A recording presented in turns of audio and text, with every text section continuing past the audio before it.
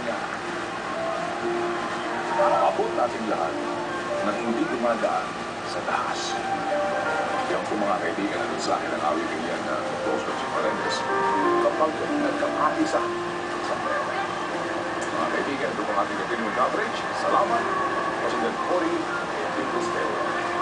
Ang lahat ng mga titik ng mga kanta ng mga panahon na yun, Ben, napansin mo, lahat may kinalaman sa pagtayo ng bawat isa para sa katotohanan. At tanging sa katotohanan lamang mahahanap ang tunay na kapayapaan. Kumbaga, the truth shall set you free truly. Pero sa isang bansa na sa loob ng napakaraming taon noong mga panahon na iyon na nakapiring ang mga mata mula sa katotohanan, pilit piniringan ng diktadurya, kinailangan talagang magpumiglas ng taong bayan ng mga panahon na iyon upang mapabilang. Dahil kung tutuusin mo, Ted, si Cory Aquino ay inangat ng taong bayan sa kanilang mga balikan.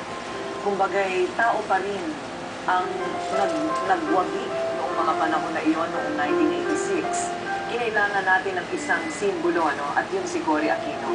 At hindi niya tinalikuran ng hapon ng pangangailangan ng bayan noong mga panahon na iyon. Kahit peligroso, kahit napakalaki at napakabigat na responsibilidad.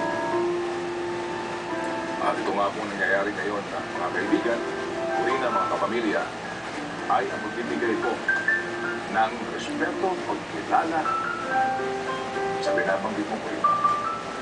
Sa biyuda, sa ina, na nakipaglaban para patamo ng bayan ang demokrasya na hanggang sa huling sandali ng kanyang hinila ay ipinaglalaban niya. Nasa convoy po mga kapamilya ng pamilya Aquino si Karen Davila, kapiling si Binibining Chris Aquino. Na Karen, please, good morning. Yes, Polina.